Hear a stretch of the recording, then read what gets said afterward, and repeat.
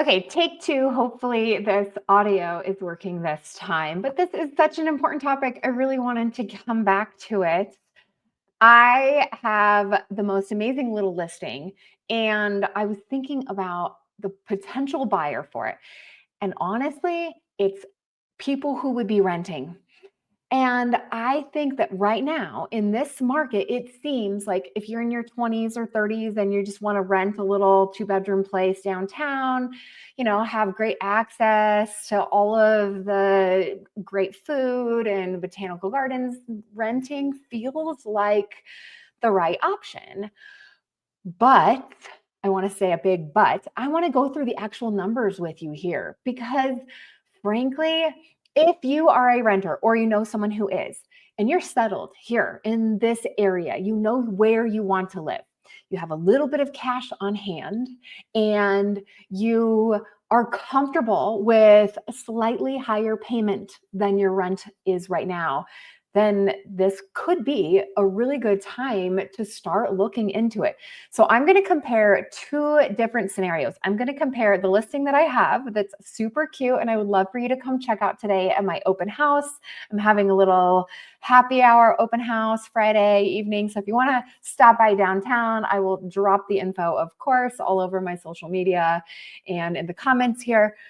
And we're going to also compare that to a similar rental. And I want to show you the cost comparison and how it actually really sets you ahead for a long period of time to build wealth for yourself and create options in your future.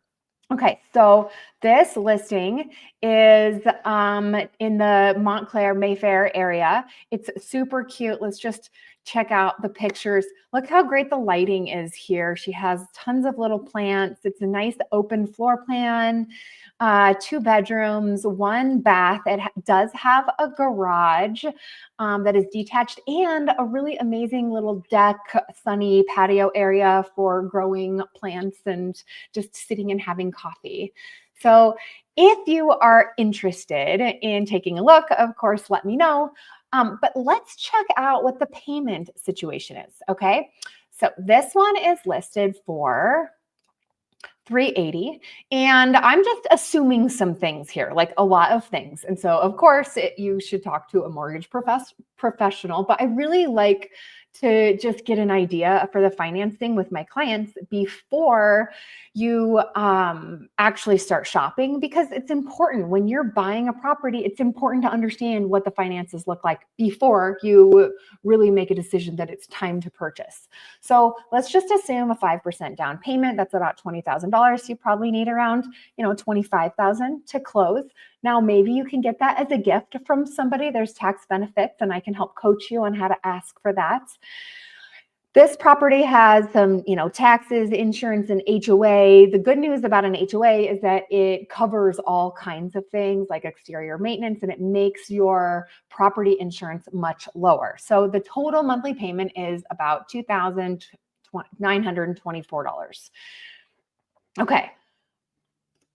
If you wanted to rent something similar, right? So let's say you're deciding, my lease is up, I can't decide, should I rent, should I buy? Here's what you could be looking at. And I just picked this one because it's really nearby. And frankly, I actually think it's super cute too. It's also 2 bedrooms, 1 bath. It's been like pretty updated. Look at how nice that is inside. Like if I were in my 20s and I wanted to live downtown, which, that's a super fun little hip area and lots of walkability, restaurants all over the place. This is a good option, isn't it? I think it is. So it's listed for right now $22.50. That's the price that they have it listed for. Where can I show you that? Yes. So this one was listed. It might actually have been rented by now because earlier today I had it as $22.50.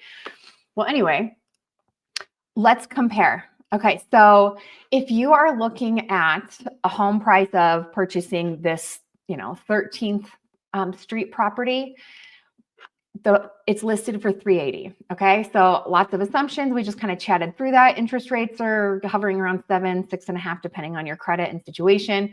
You would have some PMI mortgage insurance. all of the other assumptions or all of the other costs to buying are included in here, which I actually think is really cool. So buying assumptions, you're assuming you are in, let's say the 20% tax bracket, so you can use it as a write-off. The costs to own the property, because obviously you don't have a landlord paying for, repairs and that kind of thing. They assume 1%. And then this calculator is cool because it assumes that you would sell it. And so what are the costs to selling? Because your equity is not just what your property is worth, it's then also how much it would cost for you to really cash in on the property, right? And then I've assumed an annual appreciation of 5% because that's been pretty typical. Now, over the course of the last year, Denver has seen more like 4% appreciation, but it could go up. And of course, over the last 5 years, we've seen closer to like 10, 12, 18%. So flattening out to about a 5% is a good assumption, I think. So renting $2,250, rents can go up. So there's some rent appreciation here. So check out the bottom line. Okay. After 2 years, it would cost you $93,000 to own this property. Okay. And it will cost you $55,000 to rent that same property I just showed you a second ago. However, you have equity that you're building, assuming the appreciation. And so over the course of 2 years, maybe the home value appreciates just slightly, right? 5% each year makes it $418. And that means that you have an extra $20,000 to $40,000 to play with. That's literally yours. You put $25,000 into the property, and now you basically are doubling your money. Now, it will cost to sell it if you decided to, which I usually don't coach people to sell a property within 2 years because it usually doesn't benefit them. And we can chat about, what that makes sense for you as far as your long-term goals. But you've also been paying down the balance of the loan. Okay. So now the net spend is $51,000 on buying, or $55,000 that literally is going into the landlord's pocket, right? But you have this equity gain. And so if you buy, you'll have $66,000. And I just want to hover right there. $66,000. You went in with $25,000. You paid a little bit more each month. The cost to rent is about $700 less expensive than the mortgage. So you have to be able to stomach that payment. That has to fit into your lifestyle. But then you have more than doubled what you put into the property. And now you have options, right? Now you can, get married and go buy a bigger property, or just keep it and rent it out and use that as an asset, and then take another 5% and put it down on another property. So bottom line is, I am very passionate about helping people make the right financial decisions. And I will tell you if I think you're not quite ready to buy. And that's okay. We'll just keep talking for a few years or however long it takes. But if you're at all curious, or you know somebody who is, about purchasing a property right now, people are getting screaming deals on properties. I just put one under contract this week that had $15,000 in seller concessions to help buy down the interest rates so that their payment was more manageable.